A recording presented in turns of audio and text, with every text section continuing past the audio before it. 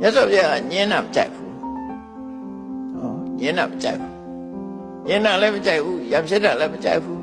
သူနီးသူ့ဟာနဲ့မှတ်ရမယ်ဒါမျိုးနဲ့ပတ်သက်မညင်းရဘူး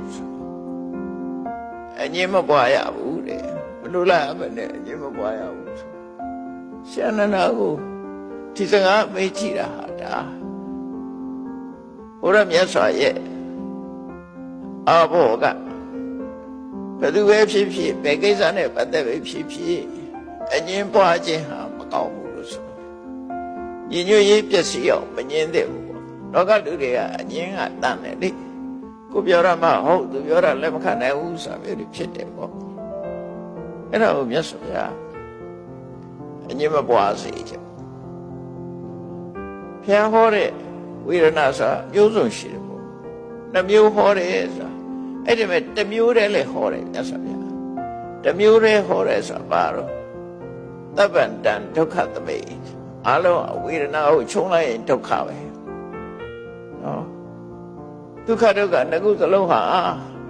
အလုံးနဲ့ထည့်လိုက်ပဲဆိုလို့ရှိရင်သင်္ခါရဒုက္ခဖြစ်လို့ဒုက္ခပဲအလုံး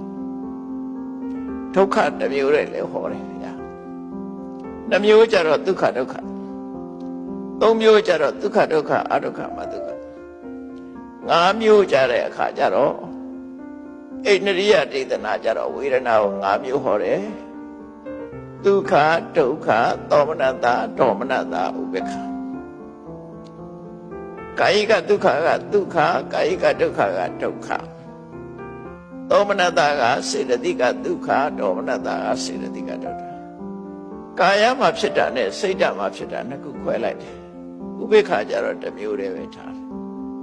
အဲ့ဒါငါးမျိုးလို့ခေါ်တယ်အဲ့ဒါလို့ငါးမျိုးလဲဟောတာပဲအဲ့တော့6မျိုးလဲဟောတာပဲဘာဖြစ်လို့တော့ဆိုဒွါရ6ပါးရှိတယ်သက္ခုတမ္ပတ္တသာဝေဒနာ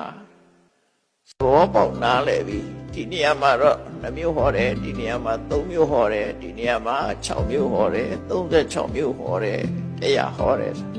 ဒါတယောက်နဲ့တယောက်နားလဲပြီးတော့လက်ခံတဲ့လေပေါ့အဲ့တော့လက်မခံတာဟာမာရွနေချင်းချင်းညှိနှိုင်းပြီးတော့လက်ခံတဲ့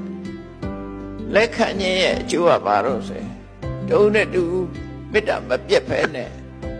နော်ညီညွတ်ညွတ်နဲ့အငင်းမပွားပဲနဲ့စိတ်ချမ်းသာကိုယ်ချမ်းသာနေနိုင်တယ်အငင်းပွားပြီဆိုရင်တူပေါ်တူမကျေနပ်မှုတွေနဲ့နှုတ်လန်းထုံးမှုတွေနဲ့ဖြစ်တတ်တယ်လို့